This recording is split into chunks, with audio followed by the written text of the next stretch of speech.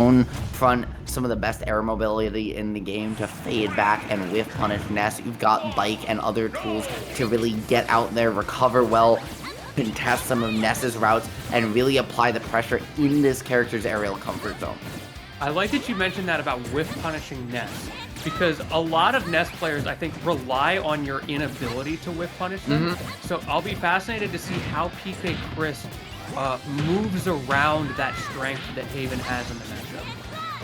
Yeah, I like the PK flash. They're trying to catch Haven, just getting a little bit antsy, but one of the things, if you're new to watching Tri-State, that you should know is we've got a whole lot of Ness in this region. Haven's been here before. He's seen all the tricks in the book, and really playing this matchup well, playing very patient so far, and just letting Chris swing, letting him try and find the openings before coming in to save the day with a forward air, a forward tilt, whatever it might be. But right now he's just trying to get his feet and get those wheels back on the ground, build some charge. And a minute into the game, I mean, we are guaranteed to see a waft of the half one just online there. Yep, PK Chris proving to us that Ness is not just a menace on Wi-Fi. He can be a menace IRL as well. And this child is cooking right now. However, Haven got an opportunity here with the ledge trap. Let's see what he can do with it.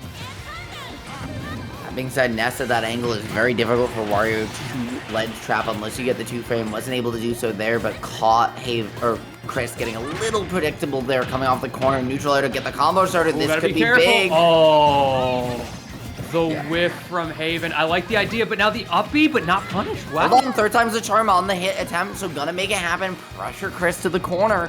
Now just waiting, letting Chris try and get a little over-aggressive. Right, he's baiting on the fact that Chris, they're very antsy, but Waft just a couple seconds away from becoming full.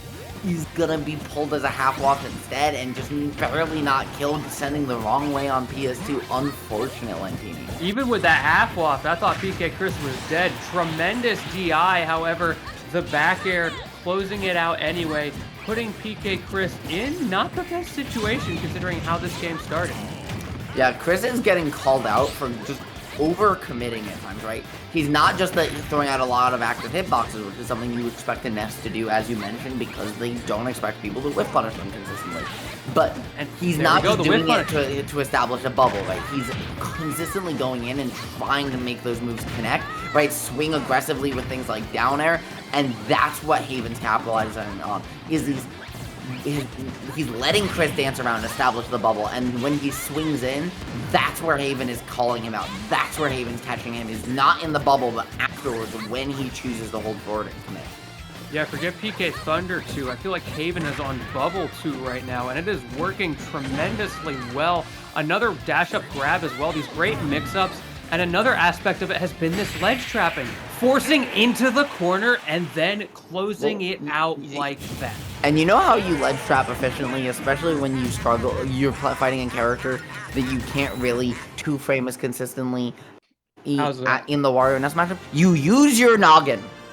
You use your noggin. And Wario using the noggin there, Haven lining up a beautiful back air to close it out. And also using his noggin in other ways is too, letting Chris go off ledge. Saying, okay, you're gonna have the ledge. I'll take my 1-2-frame attempt, but I'm not gonna risk getting hit. And then I'm gonna let you jump. Why? Because Ness has a long double jump animation, a long jump off ledge animation, and is floaty, which gives Wario, with that high air mobility, lots of time to line up whatever he'd like as a punish. Another aspect of that floatiness that I feel like Haven is capitalizing on very well is floaty characters tend to have really bad end lag on their air dodges, Ness being no exception. So we see some Ness also, though, arguably with the best air dodge in the entire game. Oh yeah, I just call it the yeet dodge.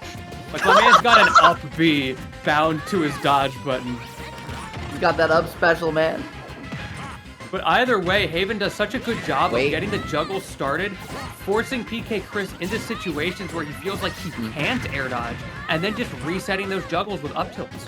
Yeah, because Haven has not, necessarily had the cleanest pure strings, but he's chasing DI really well, right? Like, look at some of the way he's lining up these juggles, lining up these pressure situations. It's a hit into a chase into another hit, and it's just enough where he's reactable because of that air drift, so Chris can't air dodge because Haven will be ready.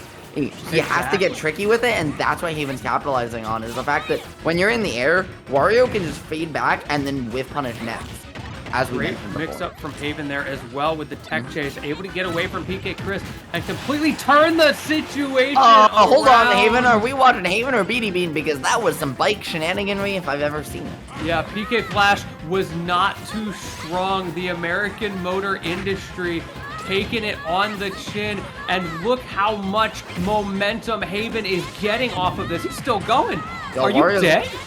Are you He definitely is. Are you serious right now? Beautiful little edge guard from Haven, putting on an absolute clinic. And as you mentioned before, that American motor industry is strong. I'm pretty sure Wario's last name is not Wario, folks. I'm pretty sure it's Ford. Yeah, and he is built Ford tough. My man, heavy, hard to kill, and only 11% on this second stock. A little bit more now, but PK Chris is going to need more than that off of Juggle if he wants to get back into this game. And he's going to need a lot more and fast because that Waft is online. This man is flashing yellow, and that is a terrifying day for anybody. Chris as well, though, on his last stock potentially of winner's side.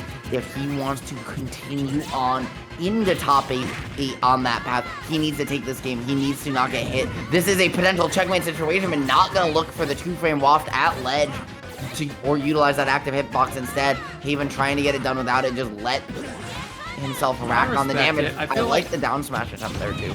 Haven was in like kind of a weird spot there with the timing, so I respect not burning the Waft, not pulling a Gluto and suddenly finding himself in a bad situation. Instead, making that threat remain known for PK Chris, so he has to play around it for the rest of the game.